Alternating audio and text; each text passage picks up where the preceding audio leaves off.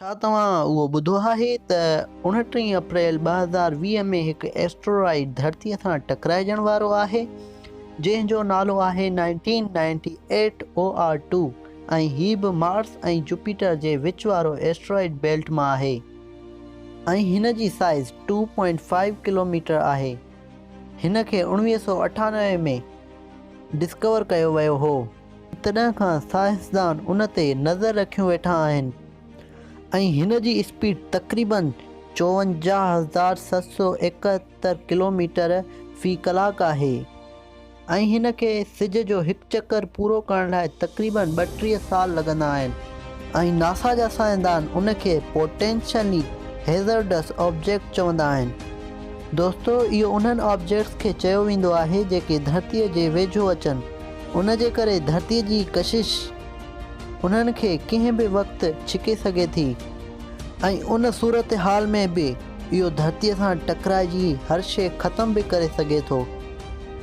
छा asteroid 1998 OR2 बि धरतीअ सां टकराइजंदो?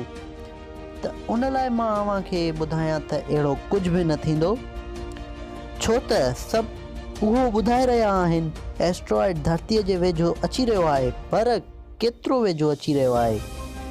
नासा जी हिकु स्टडी मुताबिक़ हिकु पोटेंशियली हैज़र्डस ऑब्जेक्ट धरतीअ खां 75 लख डिस्टेंस खां गुज़रंदो आहे ऐं ॻाल्हि कयूं एस्ट्रोइड 1998 OR2 जी, त साइंसदाननि जो उहो मञणु आहे त हीउ धरतीअ खां घटि में घटि 12 लख जे डिस्टेंस खां गुज़रंदो ऐं जॾहिं त असांजो चंड असां खां 3,86,400 किलोमीटर जे मुफ़ासिले ते आहे। उन जो मतिलबु त उहो असांजे चंड खां बि 20 भेरा परे खां गुज़रंदो।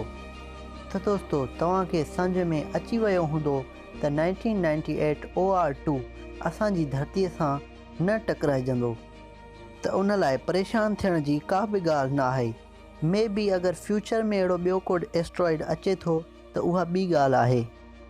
अहिड़ियूं ॿियूं वीडियो ॾिसण लाइ मुंहिंजे चैनल एस्ट्रोनॉमी इन सिंधी खे सब्सक्राइब करणु न विसारींदा।